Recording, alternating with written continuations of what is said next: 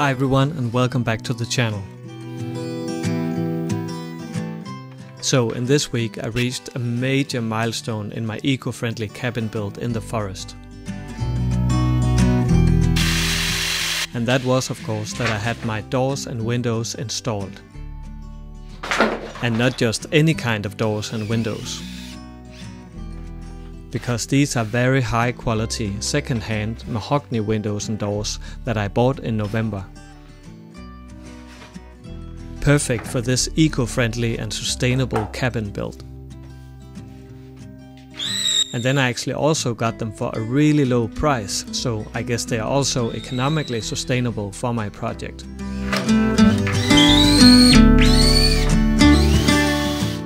And in this video I will show you the process of how I installed them over a couple of days.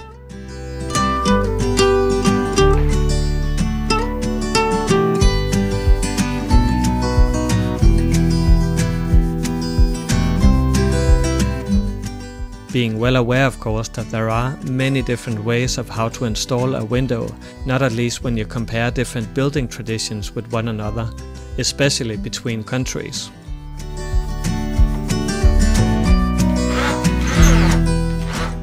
But the way that I will show you is a fairly traditional way of doing it here in Denmark.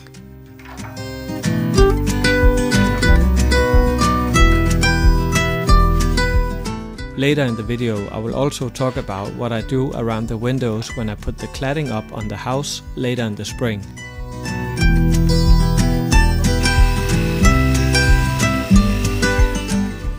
So I hope you will enjoy the video and maybe learn a thing or two.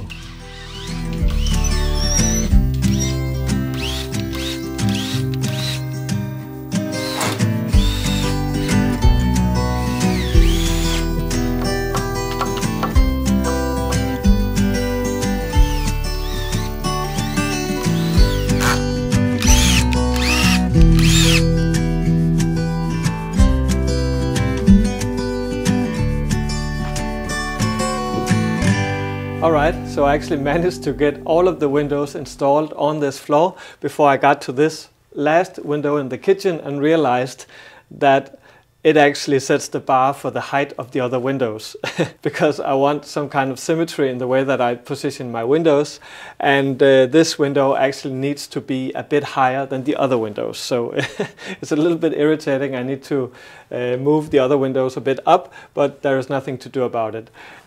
But it is because this is a kitchen window, and the kitchen counter normally is in Denmark around 90 centimeters in height. But for this window to be above that level, I need to have it as high as possible. And that was actually why, now I realized, that was why I waited a bit with doing the support under the beams, which some of you commented on in the last video. And thank you very much for the concern, but it's not that I don't think about stuff like that, it's just that sometimes I need to wait to figure out how I want to do it. Because obviously it would have been the strongest solution if I had two of these to hold the beam. And then maybe one of these metal thingies for support also. But I wasn't sure that I had space enough with these windows because they're fairly long for doing that solution. So that is why I just put these metal thingies up here and then put a whole lot of heavy-duty screws in it, and then I'm pretty sure that it will hold. But that was why I waited with making the support for the beams. So I will put these up under every beam. And also actually on the rafters. So a lot of you have commented on that also with the rafters. I did not forget. It's just that I do things at my own pace sometimes. So right now I need to install the terrace door and then move the other windows up. And when I've done that, I will take the gable windows and then finish with the front door. So now I had to reinstall the windows. And this time, as you can see here, I raised them a little bit higher. Normally you take a drill and drill through the window and into the frame around the window. But in my case I just used the screw for drilling by drilling it back and forth a couple of times before I fixated it.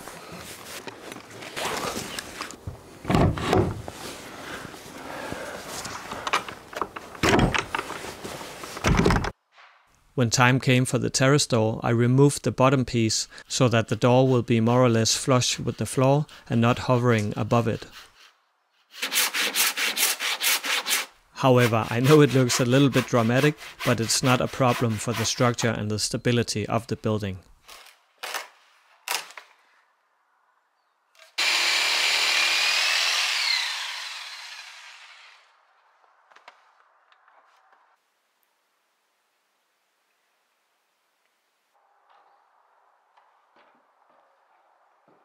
Mahogany windows are really heavy.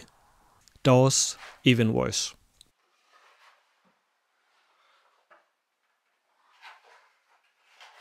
And I couldn't even remove the door from the frame of this terrace door, so I needed to be a bit creative when installing it.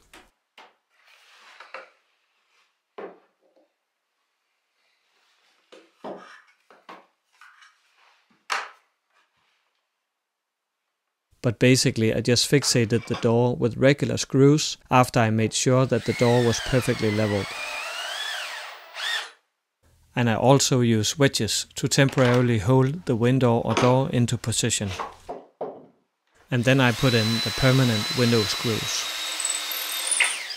Window screws are designed in a way so that they don't drag things together but hold things in position. Here you can see again how I use the screw for drilling.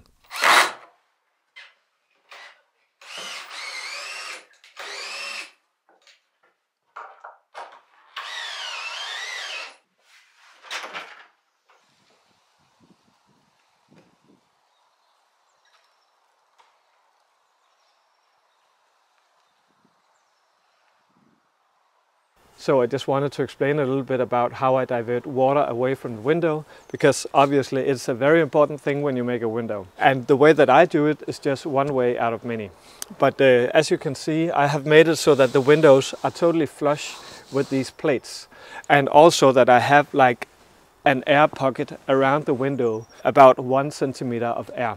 And that's very important for several reasons. One reason is that it is important that any tension in the building structure is not diverted into the glass or into the window, because it can break the glass and it can also just make the window hard to open if the structure moves a little bit. That's why you want that air around, so you have a little bit of wiggle room around the window. And also just because this is a wooden window and it can absorb moist, and when it does that, it expands a little bit. And then it's more difficult to open the window if you have a very tightly fitted window. So you need that air pocket around the window. But of course it creates kind of a problem, because then you have a gap that you need to seal off from the weather. So my strategy is to take a very broad board, actually broader than this one. This is just to exemplify. And then I will put it up here so that it seals off between the wall and the window.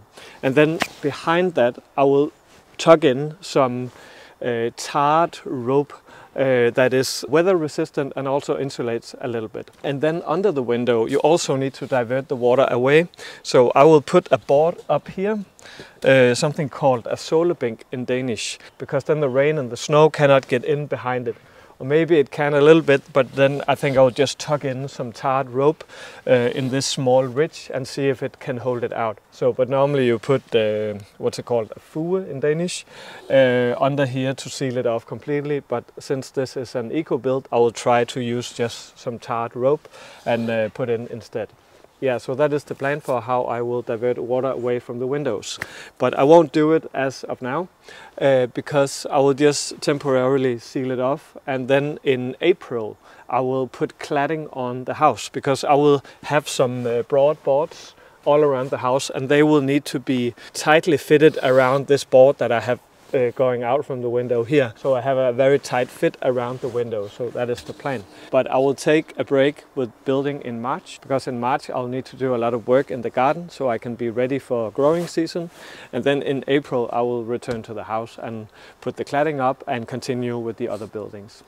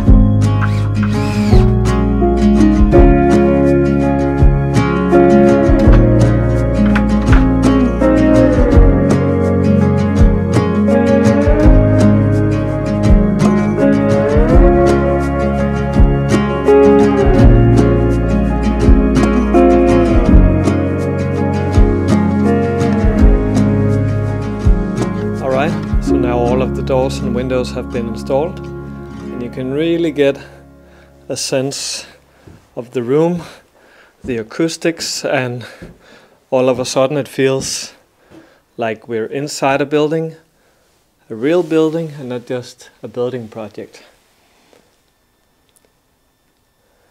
Yeah, and actually I wanted to have an extra window over there, as you can see the frame, but I felt that there is light enough in this room, and maybe it would be nice to have like a bookshelf or maybe a small table so I can sit and edit my videos at that table.